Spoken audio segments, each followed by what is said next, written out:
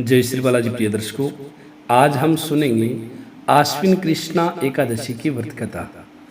धर्मराज युधिष्ठिर कहने लगे कि हे भगवान, आश्विन कृष्ण पक्ष की एकादशी का क्या नाम है, उसकी विधि और फल क्या है, सो कृपा करके कहिए।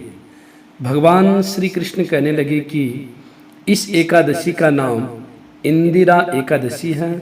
यह एकादशी पापों को नष्ट करने वाली तथा पितरों को अधोगति से मुक्ति देने वाली है।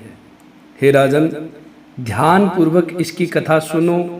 इसके सुनने मात्र से वाजपेयी यज्ञ का फल प्राप्त होता है।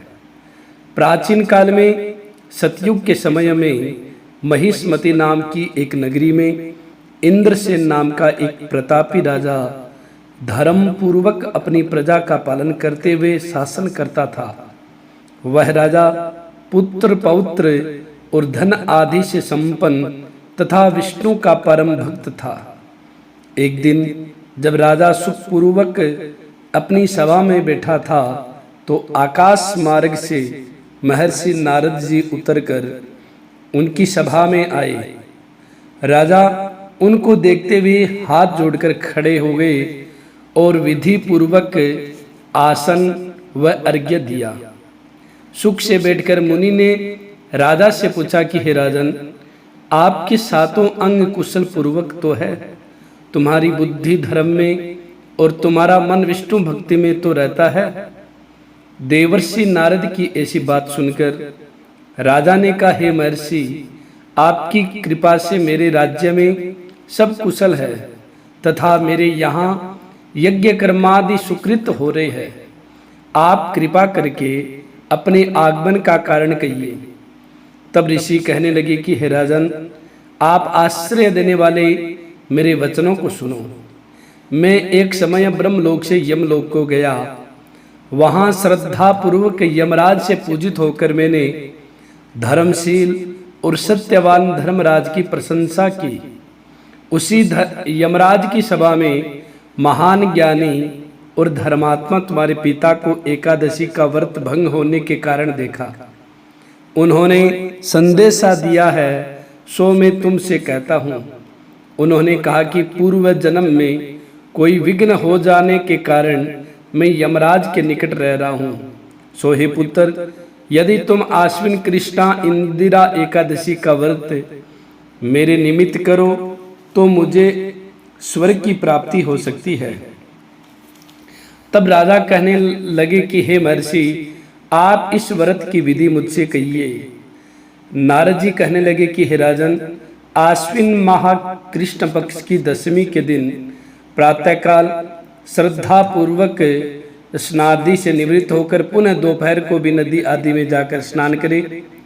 फिर श्रद्धा पूर्वक पितरों का श्राद्ध करे और एक बार भोजन करे तथा भूमि में शयन करे। प्रातःकाल होने पर एकादशी के दिन दातुन आदि करके स्नान करे। फिर व्रत के नियमों को भक्ति पूर्वक ग्रहण करता व प्रतिज्ञा करे कि मैं आज संपूर्ण भोगों को त्याग कर निराहार एकादशी का व्रत करूंगा। हे अच्युत, हे पुंडरीकाक्ष, मैं आपकी शरण हूँ, आप मेरी रक्षा कीजिए।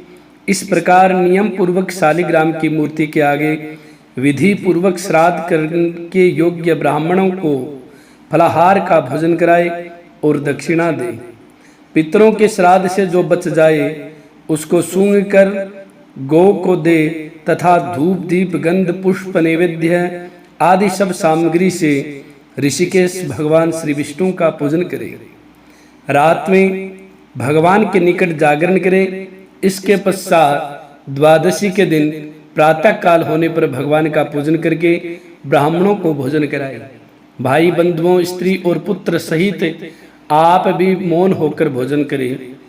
नारद जी कहने लगे कि हे राजन, इस विधि से यदि तुम आलस्य रहित होकर इस एकादशी के व्रत को करोगे तो तुम्हारे पिता अवश्य ही स्वर्गलोक को जाएंगे।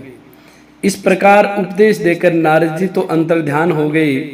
नारद जी के कथनानुसार राजा द्वारा अपने बांधुओं तथा दासों सहित व्रत करने से आकाश से पुष्प वर्षा हुई और उस राजा का पिता गरुड़ पर चढ़कर विष्णु लोक को गए। राजा इंद्रसेन भी एकादशी के व्रत के प्रभाव से निष्कंटक राज्य करके अंत समय में अपने पुत्र को सिंहासन पर बैठाकर स्वर्ग लोक को गए।